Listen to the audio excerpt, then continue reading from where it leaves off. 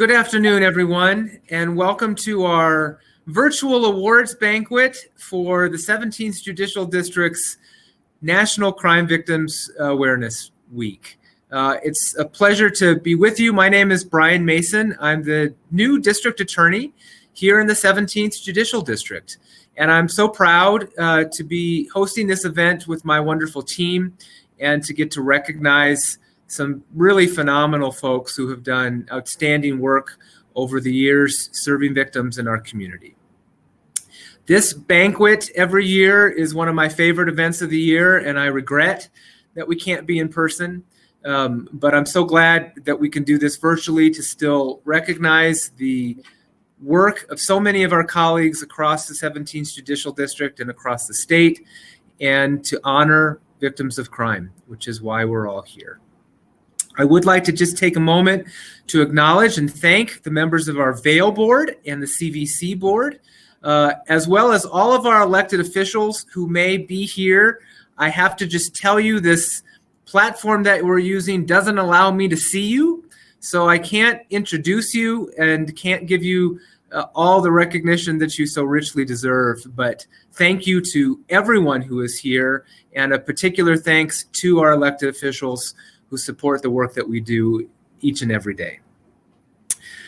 This year's national theme is Support Victims, Build Trust, Engage Communities, which highlights the importance of community involvement in helping victims of crime.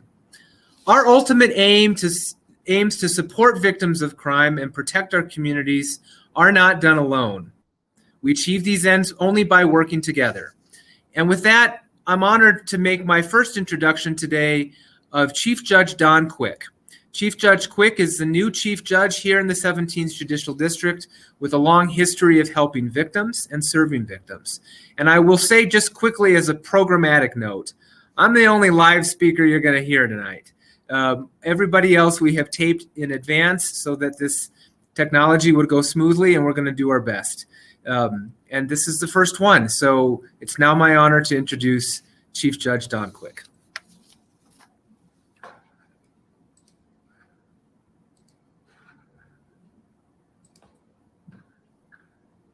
Hello, I'm Don Quick. I'm the Chief Judge here in the 17th Judicial District. It's an honor to be asked to be part of Victim Rights Weeks. I started working with victims of crimes 32 years ago when I joined the DA's office, and we've made a lot of progress. Mothers Against Drunk Drivers led the effort to change the way we see drunk driving.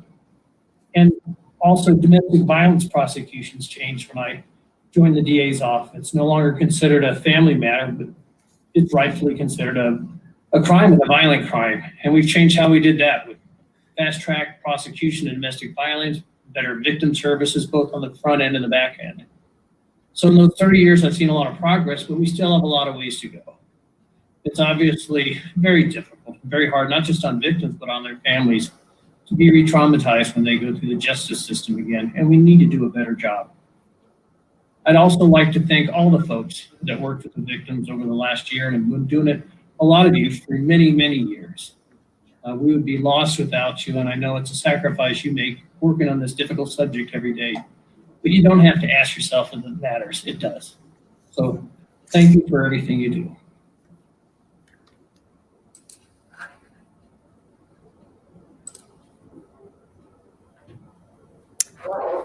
Thank you, Chief Judge Quick, for that message and for your years of service to this community. When my team and I were planning this event for tonight, one of the things that I wanted to make sure we did was focus on victims. And that is the nature, of course, of this week at being National Victims of Crimes Awareness Week. And this dinner in many ways is about recognizing those who have served victims. But I also wanted us to remember why we're here. And so I asked my team to find someone who has been a victim of a crime to speak a little bit about what she went through. And so I'm honored now to introduce a video of a victim from here in the 17th Judicial District, Bridget Dyson. Bridget endured the unimaginable, but survived and is here to share her story. Rather than being called a victim, Bridget prefers to be called a victor, which I just love. And that she is. Now I'd like you all to listen to some remarks by Bridget Dyson.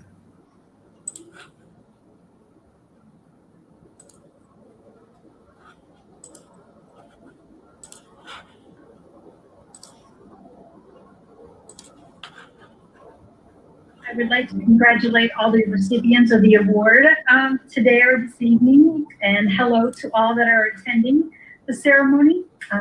It is my humble pleasure to be with you all virtually. My name is Bridget Dyson. I am a victor of domestic violence. I prefer to use victor.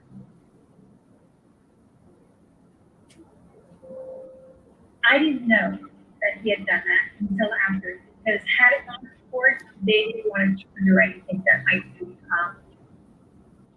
might be too much for me to handle. So I didn't know.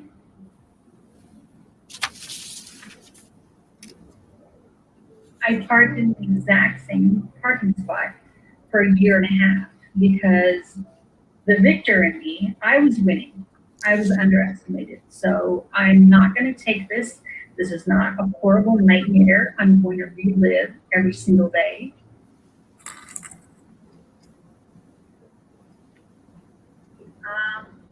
Sentencing was kind of a little bit unnerving because I got to see him for the first time in the courtroom. But prior to that, I had an advocate with me. But having somebody there, even if it's just, a tap on the shoulder or, just, you got this. Sometimes, we try to act tough and we go, we can do this, but more times than not, that means a lot.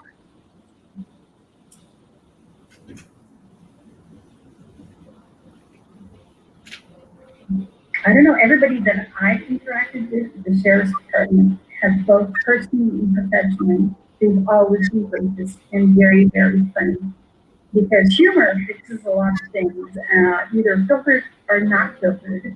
And I had no idea, and I hope nobody is offended by this, I had no idea cops were so funny, but you guys are awesome. Prosecutors, just let your victims know to keep focused on you, on your job and what you're doing, because that actually it has a really, really good residual effect on the victim. So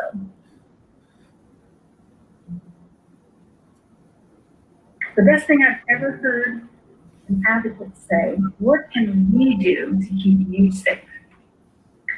And that is very, very, very surreal words. What can we do? Because that lets the victim know that they're not alone. It's a team effort here.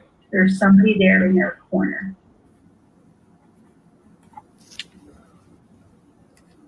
It was more the support, like knowing that they were there, that it wasn't just, I wasn't blindsided, that there was somebody there to help me. I'm just thankful for, I'm thankful for the strength that I earned. I'm thankful for the people that are in my life still, the detective, the prosecutor, the advocates. I'm thankful for my job with the sheriff's department. Law enforcement, it's just, I know what you do is with passion, and just don't lose that compassion. And prosecutors, don't lose that fight. And advocates, keep doing what you're doing and be supportive and be there for them. So, and be that team, because if it's not us, then who is it? And if it's not now, when? And then injustice served anywhere is a justice that we should question. So yeah, there should always be justice. We all have 12 chapters in a year. Write a good one.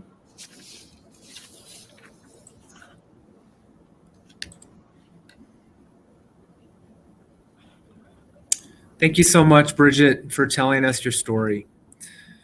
For those of us in this field, serving victims isn't just a job.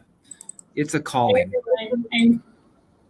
We are called to make our community a better place, to lend a hand to those who have suffered, to seek justice for the afflicted, and to restore hope to those who have been victimized. We do not do these jobs for recognition and frankly are very rarely recognized for them. And yet we persevere, spurred on by the occasional golden fuel of the words of a victim who says simply, "Thank you. I couldn't have done this without you." Tonight, I'm saying thank you, and this whole community says thank you to some of our true rock stars in the victim services field, from law enforcement to volunteers to DAs to victim advocates, for the work that you do every day.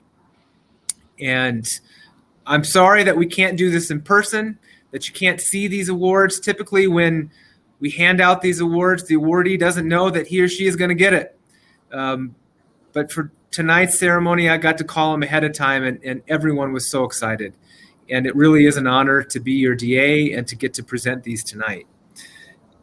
Every year we ask you all in the community to nominate folks who have done extraordinary work in the victim services field. And then we have an award selection committee, a diverse award selection committee with a CVC board member, a law enforcement representative, a DA, a nonprofit representative, and a victim services representative that makes these selections. And of course, by tradition, and an important tradition, my dear friend and dear friend to this office, Corinne Flanagan, selects the recipient of our highest award, the Sean May Leadership Award. I want to thank everybody on the committee this year for the work that they put into making these selections, and of course to thank Corinne for her courage and her continued commitment to this award as well. So for the first award, the first award we get to present is the Ray McKinnon Award. Ray McKinnon was a volunteer board member at Alternatives to Family Violence. Ray's generosity of time, vision, and commitment helped lead Alternatives to creating solid services for victims of domestic violence in Adams County. Ray passed away in 1990, but his legacy remains. This year, this award is designated for outstanding volunteer service to victims. And we have some wonderful volunteers in this community. But this year, the winner of the Ray McKinnon Award is Sparkling Kindness. Jalen Lawrence with the Adams County Sheriff's Office nominated Sparkling Kindness. And I'm so glad now to play a video of Jalen and then of Angie, who accepts the award on their behalf. Hi everyone, I'm so excited to be here tonight. My name is Jalen. I'm with the Adams County Sheriff's Office in the Victim Services Unit. And tonight I get to say a little bit about the award nominee and winner of the Ray McKinnon Award. And just a little bit about this woman. She is a remarkable woman with an incredibly huge heart. And before I get into the nomination, I just want to say thank you to her from the very bottom of my heart, from the rest of my team, for all of the work that she's done to support victims of crime through our office. I am so grateful that she won this award because I can't think of a more deserving person. So, Angie and her Sparkling Kindness team have been volunteering their time to support a variety of programs, both law enforcement and community-based, throughout Adams County. Without their kindness, their generosity, and dedication to serving those in need, many of our victims would not have received these heartwarming gifts that her and her team put together. With that being said, we were asking for her to be considered, and we are so grateful that she won. The Sparkling Kindness team has been donating to our unit specifically for the last 3 years. And during that time, she's delivered to our unit alone hygiene bags for men and women, backpacks full of supplies to be distributed to our SROs and our schools, beauty bags just to make victims of domestic violence feel pretty and cared about. And she's put these comfort bags together with teddy bears and blankets and coloring books for our kiddos. More importantly, she has restocked our entire supply of emergency clothing. That's pajama sets, footwear, socks, cold weather gear, etc. for men, women, children, and even infants. In addition to all the stuff that she's done for us, she's been supporting the community throughout the year And last year alone in 2020, even with COVID, she put together a total of 3,071 kits and supply bags for families across the county. Those include backpacks, feminine need kits, cold weather gear, pantry donations, NICU bags, food bags, mom bags, impact cold weather gear bags, Christmas gifts, halo jackets, comfort bags, hygiene kits, gratitude bags, beauty bags. I mean, that's such a wide variety of just getting a multitude of people in this community. Angie and her Sparkling Kindness family donated these items to hospitals, community-based programs, law enforcement victim services such as myself, and homelessness programs. Their program has even supported folks internationally in Mexico, so they're growing even bigger, and they're actually moving out to some other states too, so I'm excited for that. I look forward to everything that we get to do together in 2021. I hope that we can help even more folks together, and I'm just so grateful to God for sending her to me. Thank you so much for your time, your energy, your efforts, your gracious heart. And I'm so excited that you won this award. Thank you. Hi, my name is Angie. I'm the founder of Sparkling Kindness, and I just want to say thank you. We were told last week that we were chosen as the recipients of this volunteer award, and it means so much to all of us involved. Sparkling Kindness is something that started in my basement 5 years ago with my daughter. And we came to Colorado. We became a nonprofit with one of my good friends, Lacey, her daughters and us. We all worked together really just to bless our communities. And we have grown from my basement to, we served almost 3,300 people last year. So we're really grateful. We don't do any of this for accolades. Excuse me. We're just extremely blessed, and we want to teach our children the same. There's so much need in our communities, and we are just grateful to be able to help those that need it.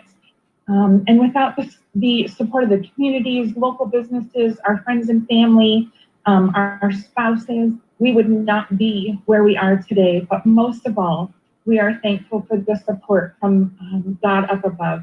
He continues to bless us in ways through donations and monetary donations that we are able to help even more of those in our community.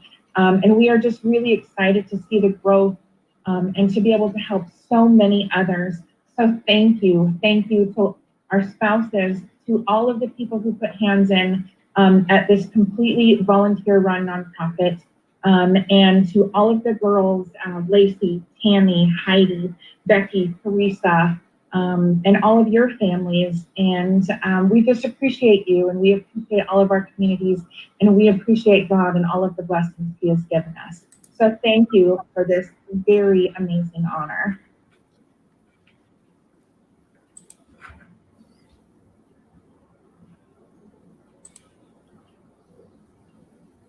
Angie, I know you don't do it for the recognition, but here's your award. And it's got your name on it and Sparkling Kindness, recipient of the 2021 Ray McKinnon Award. And we will get this to you as soon as we can. Congratulations. You guys just do amazing work in this community.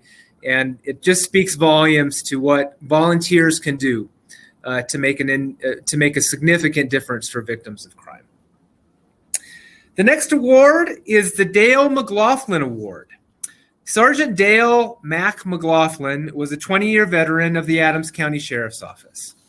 He was fatally shot on December 26th of 1988 when he responded to a domestic violence disturbance call.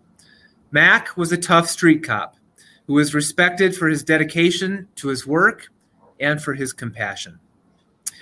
The Dale McLaughlin Award is designated for outstanding services to victims in a law enforcement setting. And this year, the winners of the Dale McLaughlin Award are the Vehicular Crimes Unit and Victim Advocate from the Colorado State Patrol. Congratulations to all of you. I'd like to recognize these nominees individually by name. They are Chief Matthew Packard, Major Mark Mason, Captain Daryl Alston, Trooper Joe Rosqueta, Trooper Glenn Brown, Sergeant Scott Liska, and Victim Advocate Lori Brown. Chief Clint Nichols will speak about his nomination, and Major Mason will be accepting the award on behalf of the Colorado State Patrol, and Victim Advocate Lori Brown will be accepting on behalf of the Victim Services Unit. The exceptional work demonstrated by the Colorado State Patrol's Vehicle Crimes Unit and Victim Advocate Brown exemplifies their commitment to service before self. Their continuing efforts exceed those routinely delivered. The impact of their efforts were felt by victims' families and by the communities as well. Their work epitomizes their commitment to the communities they serve, as well as rights of the victims and their survivors. It is with great pleasure and honor that I and the men and women of the Commerce City Police Department nominate the members of the Colorado State Patrol Vehicles Crimes Unit and Advocate Lori Brown with the Dale R. McLaughlin Award. Already in 2021, 142 people have lost their lives on Colorado roadways, and this is wholly unacceptable. Each one of those lives touched so many others, and we cannot truly comprehend the impact. We are blessed to work in a profession where we can attempt to stamp out this terrible trend. But until we do, I want to recognize and thank those who tirelessly represent and support victims, including victim support services, attorneys, law centers and firms, judges, members of law enforcement, investigators, and other first responders who help victims of crime every day. Helping victims is a calling, and nobody does it better than all of you. The work of a victim advocate is a calling, and I am so grateful to work with the Colorado State Patrol, with our VCU team, and so many others who continually work towards justice for traffic victims. Thank you again to District Attorney Mason and the 17th Judicial District for this award. Thank you, Chief Nichols, Lori Brown, and Major Mason for your remarks, and congratulations. And thank you for your truly extraordinary work on that very difficult and tragic case. The next award is the Edward Tawi Award.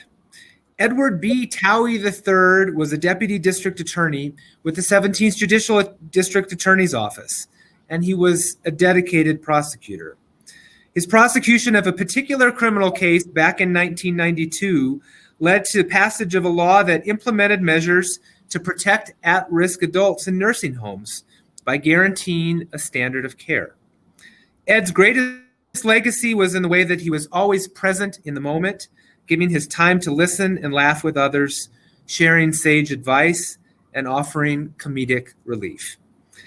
Ed Tawi died on May 10th of 1993, and this award remembers him and honors his legacy, and it's designated for outstanding service to victims in a criminal justice setting. And this year's awardee is an unsung hero of the District Attorney's Office, someone who has worked here for more than 14 years and does extraordinary work every day, my friend and colleague, Jennifer Duarte. And I am so honored to present this award to her. And now we're going to listen to Chief Deputy DA Rhoda Pilmer talk about Jennifer and see Jennifer accept the award.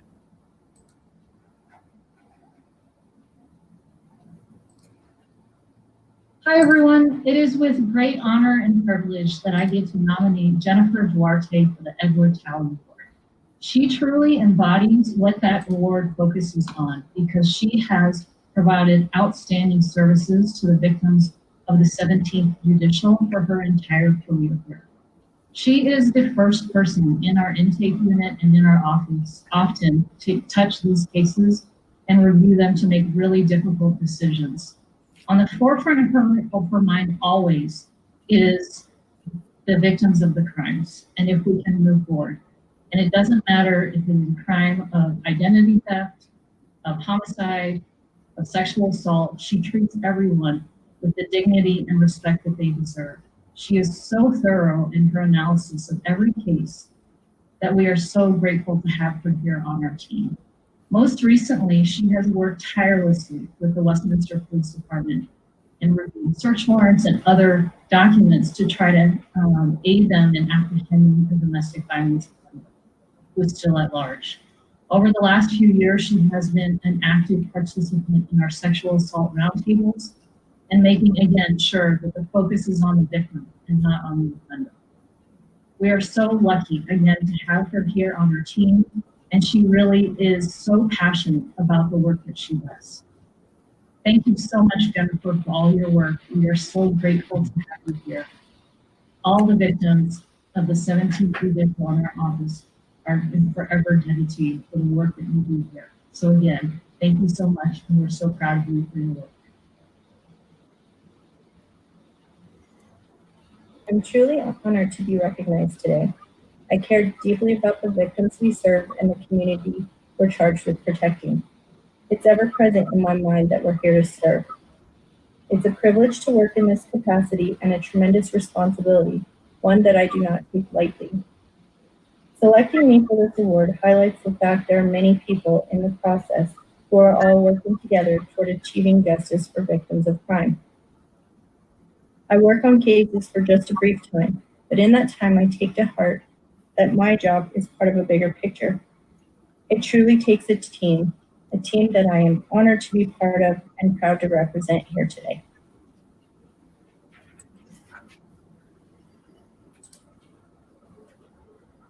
So Jennifer and I have been friends for a long time, and I didn't have anything to do with her selection. I don't get to put my thumb on the scales. It was done by an independent committee. But I regret that I can't, in person, give this award to Jen Duarte.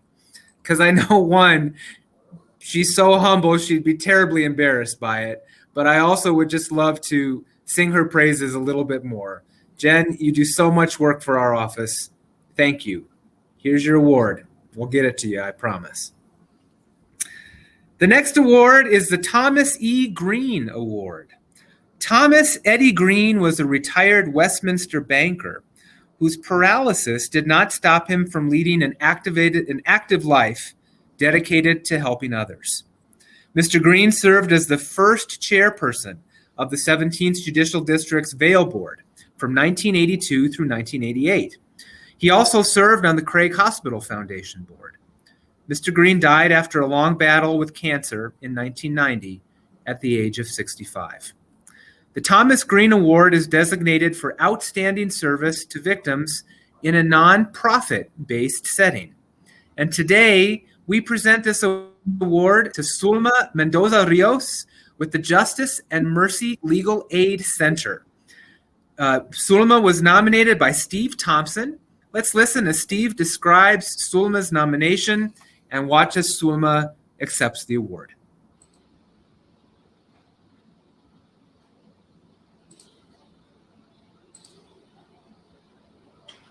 Soma Mendoza Rios is a worthy recipient of the Thomas E. Greene Award. Soma has been providing outstanding direct service to victims since she co-founded the Justice and Mercy Legal Aid Center in 2006. She earned her BA in Political Science from Metropolitan State College of Denver in 2008 and her Juris Doctorate from the University of Denver Sturm College of Law in 2016.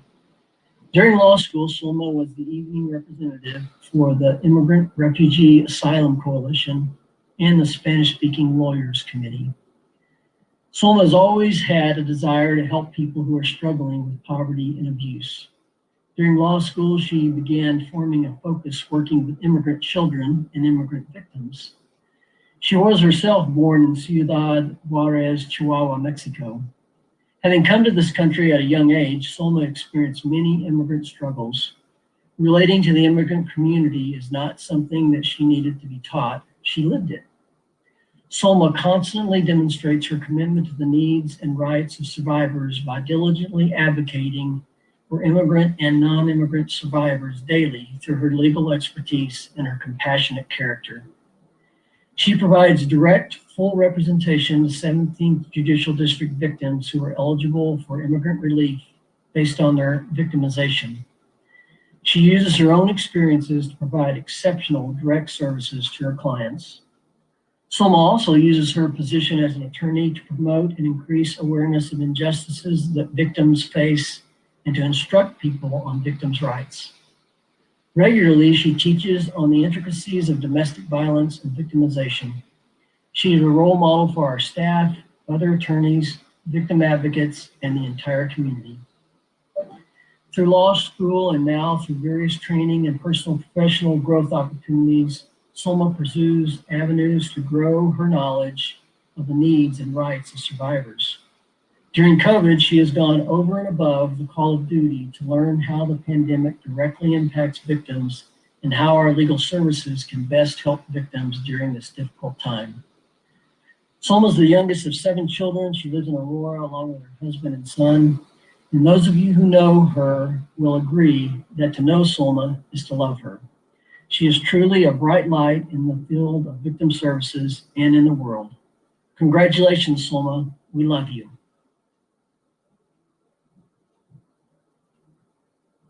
Thank you very much. It is humbling to receive the Thomas Greene Award for outstanding service to victims in a nonprofit setting. It is an honor to provide services to victims in Adams and Brookville counties and all over the Denver metro area. I share this award with my amazing community.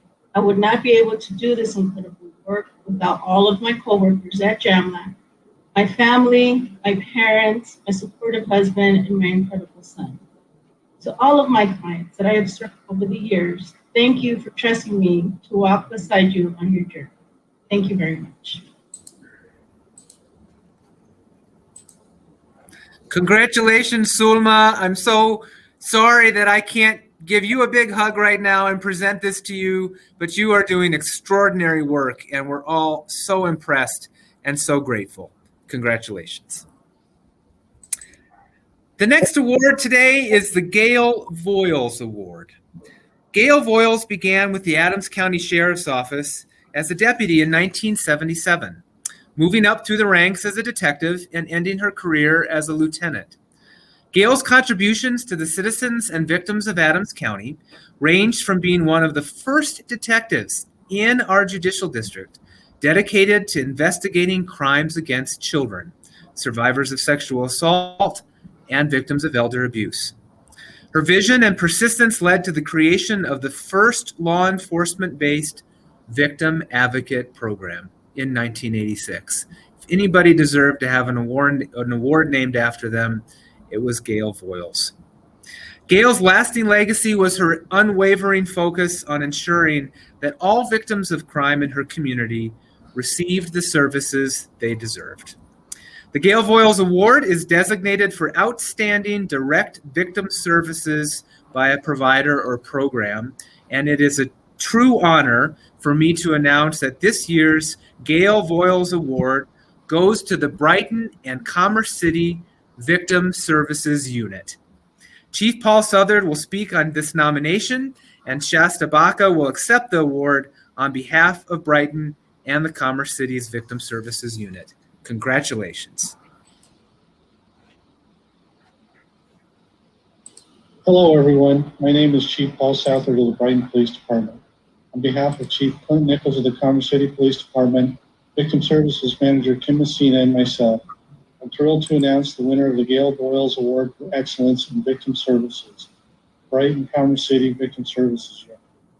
In 2020, a year of so much change and uncertainty, the Joint Cooperative saw a 26% increase in cases compared to 2019.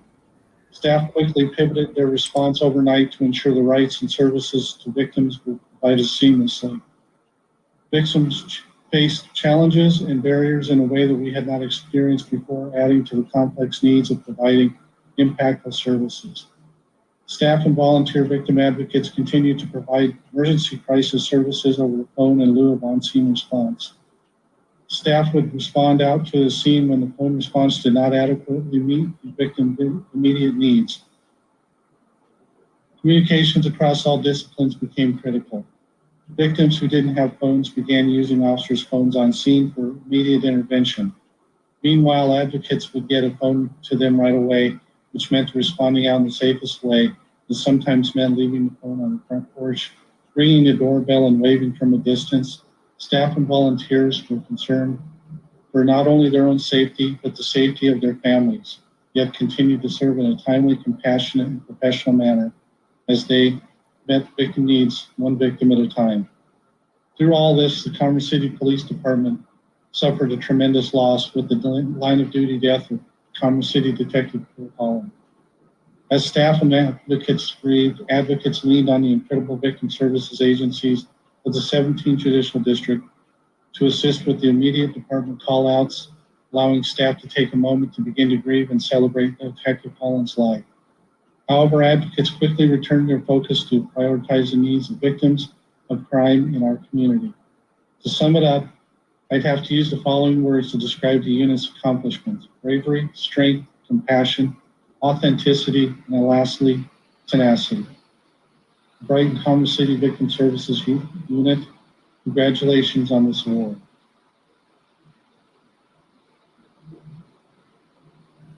Hi everyone, my name is Shasta Baca. I'm the lead victim advocate specialist for Brighton and Commerce City Police Department Victim Services Unit. On the behalf of our unit, I'd like to say we are so thankful for this award. The year 2020 presented so many new obstacles and challenges for the world, and particularly victims of crime. I am so proud to say that our unit rose to the occasion to continue to provide consistent support and service to the Brighton and Commerce City communities. Myself, Joanny Lita Hasso, Michael Olive, Christina Young, Katie Tolson, Rich Rutledge, Angela Vizzi, Lauren Heil, and Allie Johnston are all members of our unit and have worked tirelessly to meet every need of victims of crime in their time of crisis. We are very thankful for the tremendous amount of support we have from both Brighton and Commerce City Police Departments, as well as their patrol investigations units, because they have also had to overcome many obstacles and they continue to connect victims to us. We are very appreciative of this award and will continue to strive to provide excellent victim services to our communities in the years to come.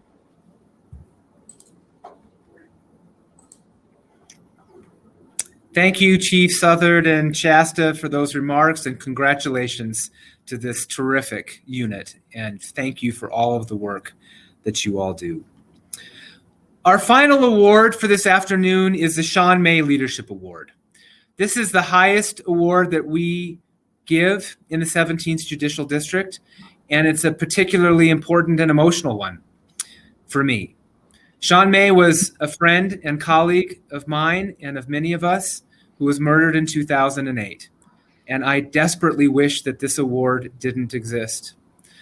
But because he's gone, we have this award in his honor to recognize true leadership in the services of victims in the 17th Judicial District.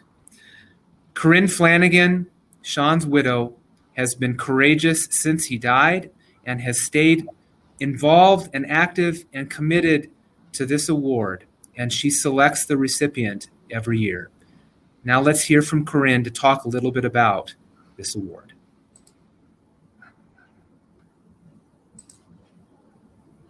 Good afternoon, everyone. My name is Corinne Flanagan, and I am pleased to introduce the next award that is about to be given, and that is the Sean May Leadership Award. This award is named after my late husband, Sean May, who was tragically killed in 2008 when he was a chief deputy in the Adams and Broomfield DA's office. The assignment that Sean had at the time of his death was supervisor for the county court attorneys. And he loved that position. He loved being able to help and mentor and guide those new, enthusiastic attorneys to prosecute cases ethically, with fairness, with empathy, and always seeking justice above all, not just convictions. Always ensuring that victims' rights were honored and victims were heard, and instilling in them the love of prosecution and the love of the law. When Sean was tragically killed, it was a huge loss for everyone who knew him, and even beyond people who knew him. Personally, I lost an amazing husband and partner. My son, who was not yet born, lost the chance to have a fantastic father. His coworkers lost an amazing friend and colleague, and the people of Adams and Broomfield counties lost an amazing advocate. When I was asked if I would like to honor his life with an award to be given at this ceremony, I knew I wanted to do that. This award ceremony was something special for he and for I. We both had won previously the Ed Tawi Award for our time when we each served in the Child Victim Unit. And this award and this ceremony honoring victims' rights and all of the good work that's done for victims in the 17th Judicial District has always been important to us. And so I knew I wanted to honor him in this way at this ceremony. But I wanted to honor two things. I wanted to honor the good work that's done day in and day out. And I also wanted to honor a life cut short, a life of unrealized potential. Because that's what happened when Sean died. He had only scratched the surface of all the great things that he would have accomplished. And so many people lost out. So I wanted to honor people or individuals who have made a measurable difference to the lives of victims in the 17th Judicial District, either by creating a program, enhancing a program, expanding a program, writing or helping write legislation, or any other way that I can't even think of right now. And we've had amazing nominees throughout the years and amazing recipients. And so I want to, at this time, honor all of the nominees for all of the awards and all of the recipients of this award ceremony.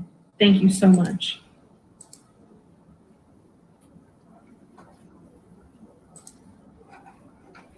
Thank you, Corinne. Our lives in this office will never be the same without Sean, but his legacy truly does live on in many ways, but certainly through this award. Today, the winner of the highest award that we give, the Sean May Leadership Award, is Ashley Harrington. And I'm honored to announce her win and to listen now to Michaela Goring speak about her nomination. And let's listen to Ashley as she accepts the award.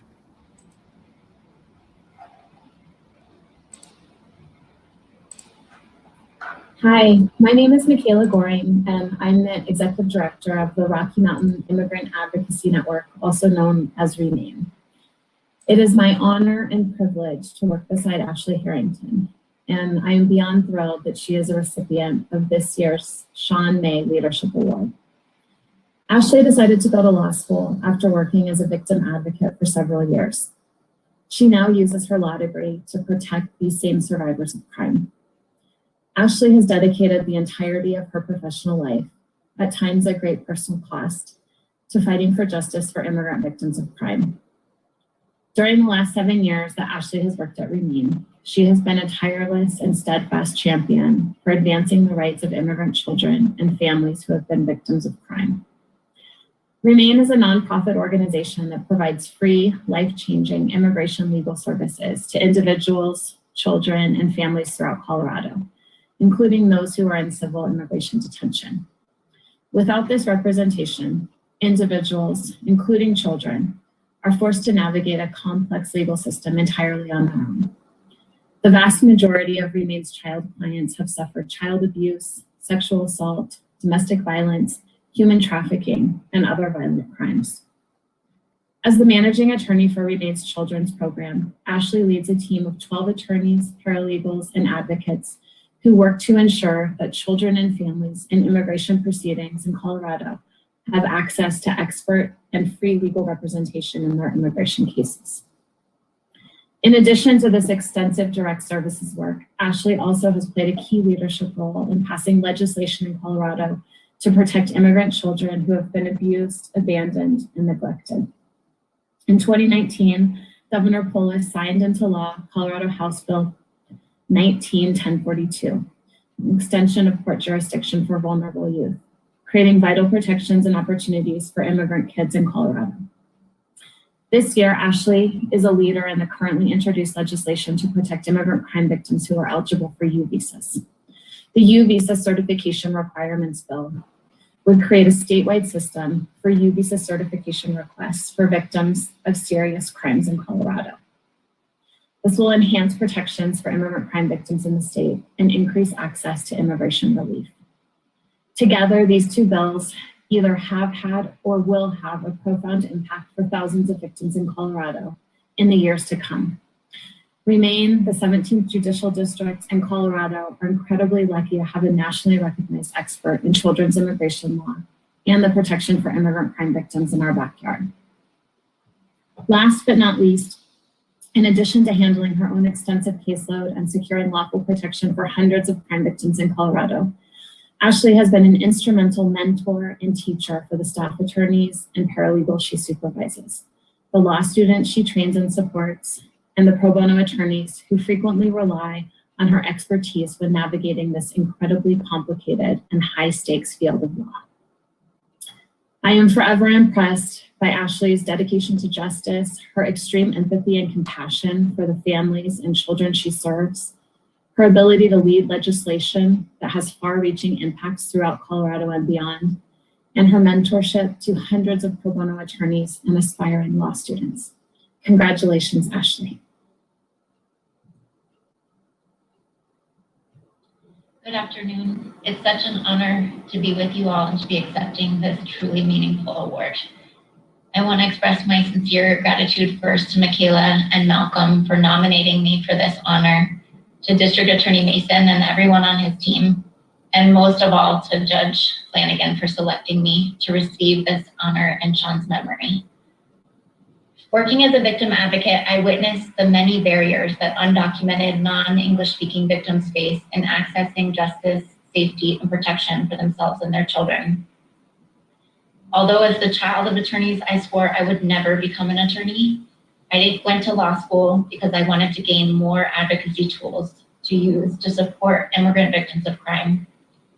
My very first case out of law school was a Remain referral for a woman who I will call Maria, who was detained in the ICE detention facility in Aurora after she called the police to report her abuser. Law enforcement signed a certification verifying that she was a victim of domestic violence and that she had been helpful in the investigation of the crime. And with that certification, we were able to get Maria a U visa, a special visa that Congress created for undocumented victims of crime that are brave enough to come forward and assist law enforcement. With her U visa, we were able to get Maria out of detention, later to bring her children here to join her from Guatemala, then to obtain her lawful permanent residency, and now 10 years later, she's ready to apply for US citizenship. Remain represents hundreds of individuals like Maria every year.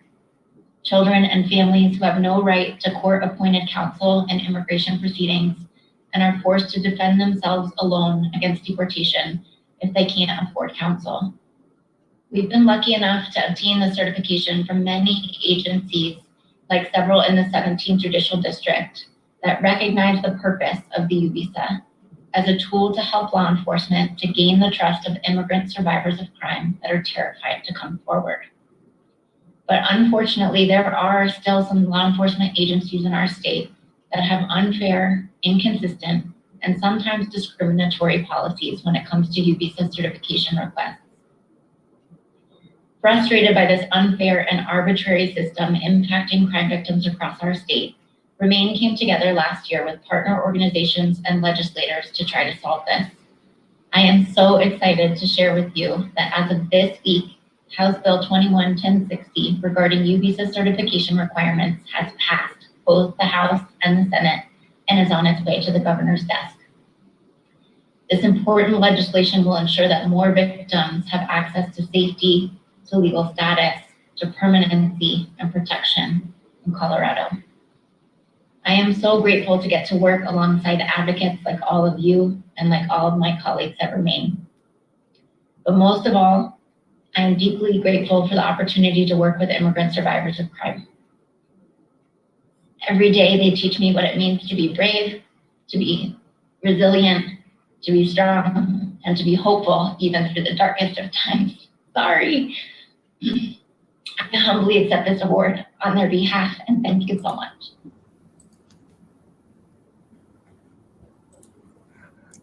Congratulations, Ashley. So well deserved. You're doing just amazing work in this community. We're proud of you and we're proud to be affiliated with you. Thank you for everything you do. And congratulations to all of the winners of this year's awards. Each of you and each of you in the units and the individuals who won awards this year really set an example and model for all of us to emulate. And we're all so proud of you, and I offer my congratulations to all of you. National Crime Victims' Rights Week this year, for me, takes on even higher importance because of the times that we're in. For over a year now, our country and the world have been fighting a historic global pandemic that has wreaked havoc on our society. As our brave health workers have battled this disease, another scourge has grown in numbers, intensity, and importance. And you all know what it is, the scourge of domestic violence. Domestic violence was already a pandemic of its own, and it has increased in alarming ways during the COVID-19 crisis. Those victims need our help and your help more than ever before. So please continue to redouble your efforts to reach out to and help all victims in the 17th Judicial District and in our state. Let me just thank a couple people. First of all, thank you to everyone who came. We had 165 folks at one point, still now, showing up on this virtual award ceremony. That just speaks volumes about this community and how much everybody cares about serving victims. I need to pay some special thanks to folks who made this event happen, and without their help, this wouldn't have happened, particularly on my staff. Tanya Eisenbart and Claire Colangelo are two directors of victim services and victim witness here at the DA's office. They have just been working harder than you're working as if you're planning for a wedding to pull this week off and to pull this event off. Thank you, Tanya and Claire. I'd also want to thank Curtis Pollack, our IT director. We couldn't have done this virtually without his help, and Tony Wayman for helping pull this off as well. And to my entire team at the DA's office who helped make this possible, thank you. And I want to thank every person who is here tonight, who cares about and serves victims in this community. I'm just so grateful for the work that you do and so honored to be your district attorney and to be able to tell the story of the work that you all do here in and out every single day. Finally, let me just say we were supposed to have a dove release on Tuesday and it snowed.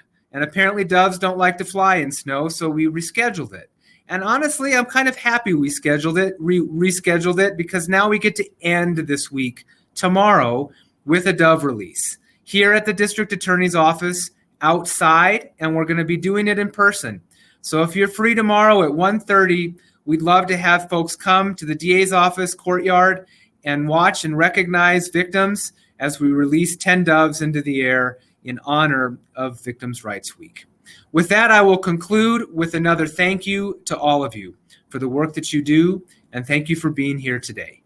Be safe, be well, take care, and thank you.